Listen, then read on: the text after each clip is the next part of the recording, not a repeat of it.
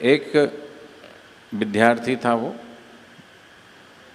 तो वो कहता कि मैंने 9वीं 10वीं की पढ़ाई संत श्री आसाराम जी आश्रम जयपुर गुरुकुल से की। बहुत सारे गुरुकुल हैं बापू जी के देश भर में, वैसे तो सैकड़ों गुरुकुल हैं, लेकिन मुख्य मुख्य जगहों पर 40 से ऊपर गुरुकुल हैं।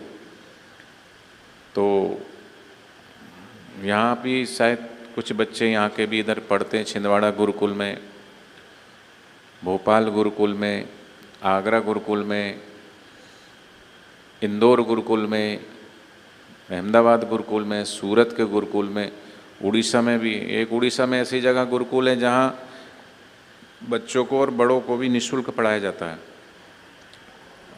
पूरा नक्सलवाद क्षेत्र है और वहाँ पूरा लोग कन्वर्ट हो चुके हैं। वहाँ हम गए थे तो एक बस्ती ऐसी है सारी हिंदुओं की, एक बस्ती, एक मतलब बीच में रोड है और एक लाइन से सबके मकान बने, उसमें टोटल हिंदू, और दूसरी तरफ टोटल ईसाई बन गए। धर्मांतरण बहुत हो रहा। तो वहाँ निःशुल्क बच्चों को पढ़ाया जाता है ताकि शिक्षा के नाम पर और स्वास्थ्य के नाम पर ये जो लोग कन्वर्ट कर देते हैं थोड़ा सा प्रलोभन देके, तो बापू जी के वो बहुत सारे सेवा प्रकल्पों में ये सेवा प्रकल्प भी है कि धर्मांतरण रुके। और बापू जी जब से बाहर गए ऐसा धर्मांतरण हो रहा है पूछो मत।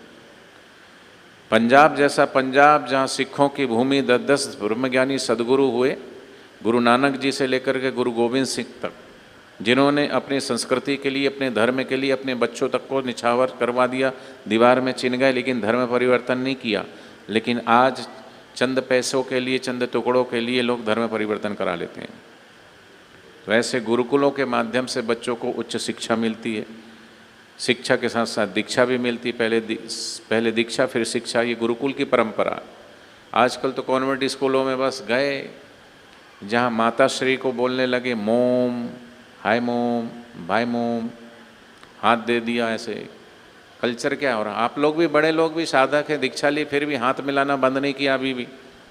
कोई कोई होगा जो हाथ जोड़ के राम राम करता, बोलो राम राम,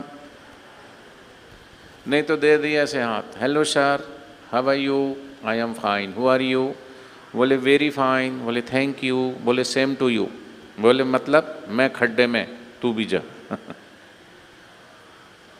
लेकिन हमारी संस्कृति हमें जोड़ना सिखाती है, हाथ जोड़ के नमस्कार करते हैं। पूरे विश्व में भारत ही की ही ऐसी संस्कृति है जहाँ ये नमस्कार किया जाता है, दोनों हाथ जोड़ के।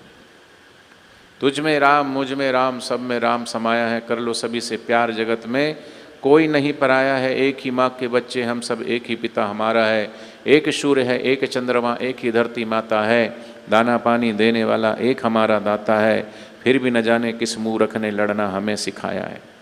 इसलिए बदला जमाना, तुम भी बदलो, बुरी आदतें छोड़ो।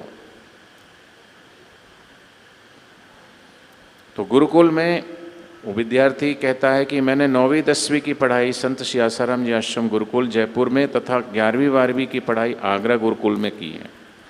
गुरुकुल में नियमित त्रिकाल संध्या, सत्संग श्रवण, सुसंगति और सात्विक खानपान के प्रभाव से मुझे बहुत लाभ हुआ। क्योंकि जो वातावरण गुरुकुल में मिल पाता है, अब ये जो सात्विक भोजन, सात्विक आहार, आहार सिर्फ मुंह के द्वारा ग्रहण किया जाता ही वही आहार नहीं होता है। एक सूत्र आता है कि विद्यार्थी के भीतर 5 लक्षण होना चाहिए। पहला लक्षण काकचेष्टा, वकोध्यानम, स्वान निद्रा तथैव च अल्प आहारी, गृहम त्यागी, विद्यार्थिम पंचलक्षण। इसमें जो आहार शब्द है वो बड़े महत्व का है। आहार शब्द का सिर्फ इतना मतलब नहीं होता कि जो आप मुंह से खा रहे हो, पी रहे हो, वही आहार कहलाता है। हमारी जो 5 इंद्रियां हैं, इन 5 इंद्रियों के द्वारा बाहर से भीतर जो भी लिया जा रहा है वो सभी आहार के रूप में आता है। पर वो आहार कैसा है, राजसिक है, सात्विक है कि तामसिक है, वो सोचने वाली बात है।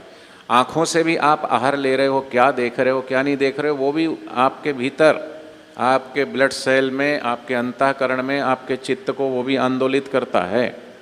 आप क्या खा रहे हो, क्या पी रहे हो, क्या देख रहे हो, जो 5 इंद्रियों के 5 जो चीज़ें हैं उसके द्वारा आप कैसी चीज़ों को देख रहे हो, वो सात्विक है कि राजसिक है कि तामसिक है। तो युक्त आहार विहारस्य बोलते हैं। तो इसलिए गुरुकुल में पढ़ने वाले बच्चों के नंबर अच्छे आते हैं, क्योंकि सुबह जल्दी उठते हैं, संध्या वंदन करते हैं, प्राणायाम करते हैं, सूर्य भगवान को अर्घ देते हैं, तुलसी के पत्ते खाते हैं, योग ध्यान सब करते हैं, दोपहर की भी संध्या करते हैं, शाम की भी संध्या करते हैं।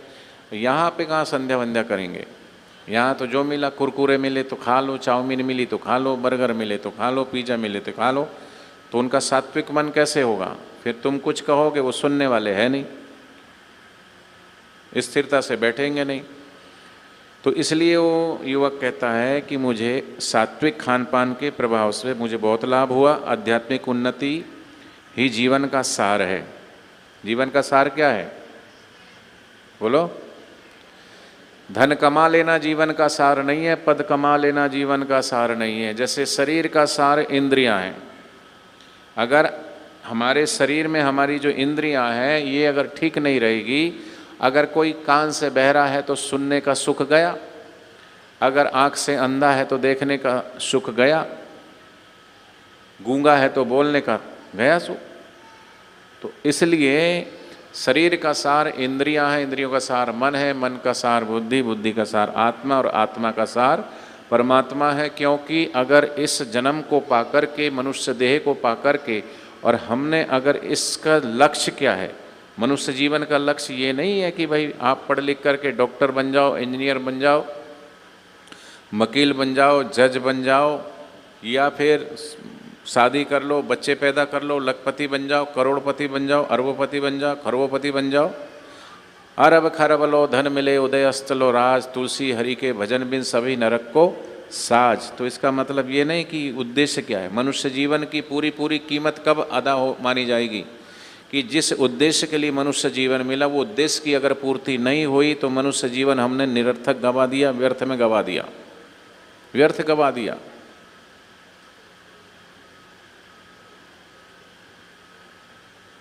एक राजा शिकार करने के लिए जंगल में गया, रास्ता भटक गया। ध्यान से सुनना।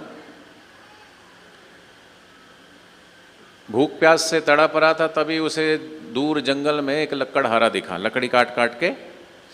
तो वो गया उसके पास, तो उसने कहा भाई बड़ी प्यास लगी है, कुछ पानी मिलेगा पीने को? तो उसने पानी पिलाया लकड़हारे ने। कहा भूख लगी है, तो थोड़ा कहा चलो भूख भी लगी है तो थोड़ा भोजन भी करा दिया, जो भी रूखा सूखा था उसके पास, गरीब आदमी। राजा ने जैसे तैसे भोजन किया, जल ग्रहण किया, थोड़ी तृप्ति मिली। उन्होंने कहा मैं अमुक देश का राजा हूँ और तुमने मेरे प्राण बचाए, मुझे भूख प्यास से मुझे तृप्त किया, कभी मेरी आवश्यकता पड़ी तो तुम जरूर आना। तो लकड़हारा कुछ दिन बाद उसे याद आया कि चलो मैं लकड़ी काटते काटते इतना परेशान हो गया हूँ, क्या ये ज़िंदगी है? रोज़ आओ लकड़ी काटो, उसका कोयला बनाओ और कोयला बना बना के बेच दो, ये भी कोई ज़िंदगी है? कब तक यही काम करते रहेंगे? देखो लकड़हारा लकड़ी काटने से ऊब रहा है ऐसी बात नहीं है। यहाँ जो व्यक्ति भी जो काम कर रहा है उसका काम से वो मजबूरी में ही कर रहा है। जयराम जी की वकील वकालत मजबूरी में कर रहा है, डॉक्टर भी अपनी डॉक्टरी मजबूरी में कर रहा है, अपना अपना प्रोफेशन सबने चुना है, लेकिन वो अपने काम से खुश नहीं है, मजबूरी में ही कर रहे हैं, पेट पालने के लिए कर रहे हैं। और क्या है, कुछ इच्छाएं हैं, कुछ ज़रूरतें हैं, उनको पूरी करने के लिए अपने अपने प्रोफेशन कर रहे हैं, मजबूरी में ही। तो क्यों ना चलो अपने मित्र से मिला जाए और कुछ राजा बोल के गया है कि मैं इसका बदला जरूर चुकाऊंगा, कुछ मांग लिया जाए। तो लकड़हारा गया, राज दरबार में पहुंचा, सैनिकों को कहा कि राजा से कहो कि तुम्हारा मित्र आया है और आपके उस राज्य के सीमा की तटवर्ती क्षेत्र से लकड़हारा है, ये नाम है, राजा को याद आ जाएगा। सैनिकों ने राजा को सूचना दी, राजा को तुरंत याद आए, बोले हाँ हाँ इसने हमारे प्राण बचाए थे, उसे अंदर ले आओ आदर से। अंदर लेकर के आए, हालचाल पूछा, स्नान इत्यादि करा के, भोजन इत्यादि करा के सभी से उसका परिचय करवाया। फिर बोले कि चलो इन्होंने हमारे प्राण बचाए थे तो हमारा फर्ज है कि हम भी इन्हें कुछ ना कुछ दें। तो राजा ने कहा कि पश्चिम दिशा के राज्य की सीमा है जो हमारी, वहाँ एक बड़ा जंगल है चंदन के वृक्षों का, और जो चंदन के वृक्ष का जो घना जंगल है, वो सारा जंगल हम तुमको देते हैं, लकड़हारा है, तुम उसका उपयोग करो और शांति से, सुख से, चैन से, आनंद में जियो। सैनिक लकड़हारा के साथ गए, सीमा दिखा दी, पूरा जंगल दिखा दिया और सैनिक वापिस आ गए। कई वर्षों के पश्चात राजा उस दिशा की ओर जा रहा था, तो उसे याद आया कि हमने एक लकड़हारे को इधर पूरा तटवर्ती जो चंदन का पूरा जंगल था उसको दिया था। अब तो बहुत अमीर हो गया होगा, अब तो उसने बहुत सुंदर मकान बना लिया होगा, उसके बाल बच्चे सुखी होंगे, वो मौज में होगा, आनंद में होगा।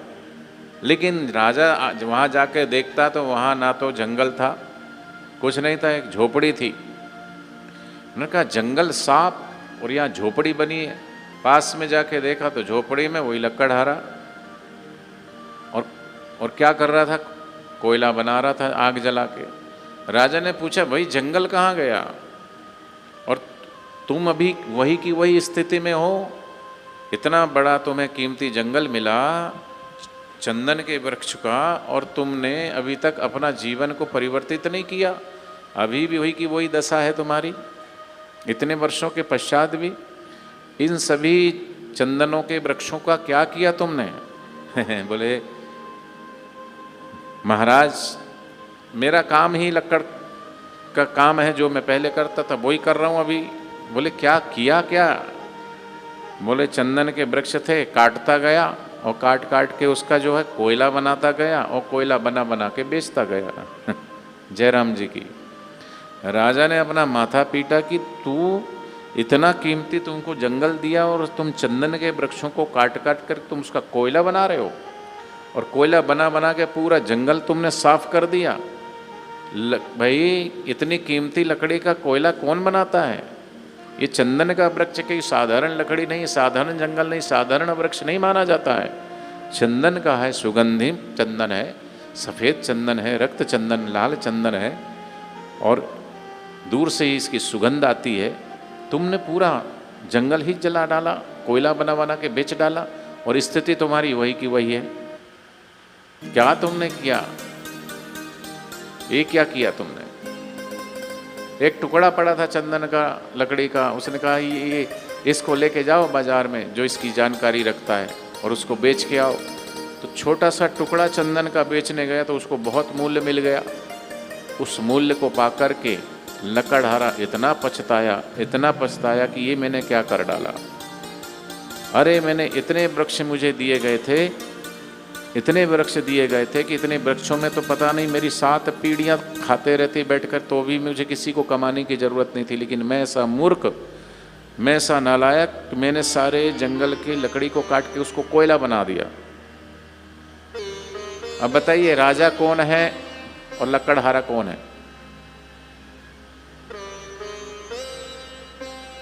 राजा कौन है, लकड़हारा कौन है? राजा है भगवान और लकड़हारा है आप और हम सब। जयराम जी की। परमात्मा ने हमको इतने सुनहरा अवसर दिया है, और जो कीमती से कीमती है वो श्वास दिए हैं। अगर आपके अभी श्वास रुक जाए तो आप किसी काम के नहीं रहने वाले हो। क्या भरोसा है जिंदगी का, साथ देती नहीं है किसी का, सांस रुक जाएगी चलते चलते, समा बुझ जाएगी जलते जलते। ये कीमती श्वास है तेरी, है? अनमोल तेरा जीवन किस ओर जा रहा है, किस ओर तेरी मंजिल, किस ओर जा रहा है। सपनों की नींद में तू क्यों आज ऐसे खोया, सुख में सभी हंसाते दुख में न कोई तेरा, गिनती की है ये श्वासें,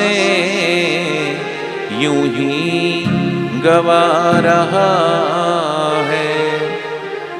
गिनती की है ये श्वासें, यूं ही गवा रहा है।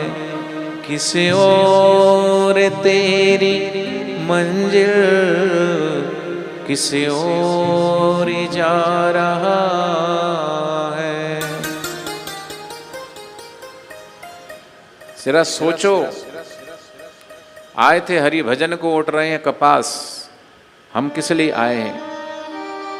वो परमात्मा ने ये श्वासों श्वास रूपी इतना बड़ा हमको कीमती, जैसे चंदन कीमती है ना लकड़ियों में, ऐसे ही कीमती में कीमती ये श्वास दी है, पर श्वास को हम यूं ही व्यर्थ खर्च कर रहे हैं, गवा रहे हैं। ये आती हुई श्वास ये जीवन है और बड़ी कीमती है, और जाती हुई श्वास ये व्यर्थ है, निरर्थक है।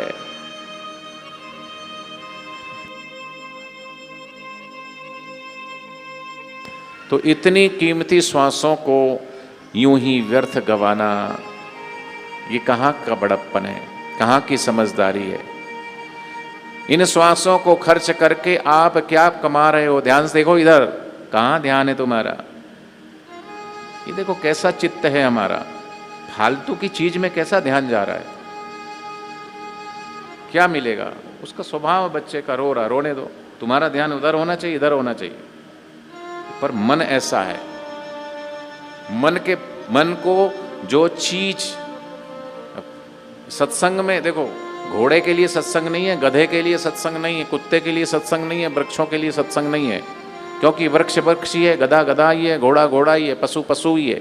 पशु अपनी डेवलपमेंट, अपनी प्रोग्रेस नहीं कर सकता, और गधा गधा ही रहेगा, पशु पशु ही रहेगा। शेर कितना भी भूखा हो कभी घास नहीं खाता, गाय कितनी भी होगी वो कभी मांस नहीं खाती, वो अपने धर्म में, अपने स्वभाव में है। पर मनुष्य एक ऐसा है, ये घोड़ा भी है, ये गधा भी है, ये कुत्ता भी है, ये बिल्ला भी है, ये शेर भी है, ये राक्षस भी है, सब इसके अंदर सब बैठे छुपे हुए।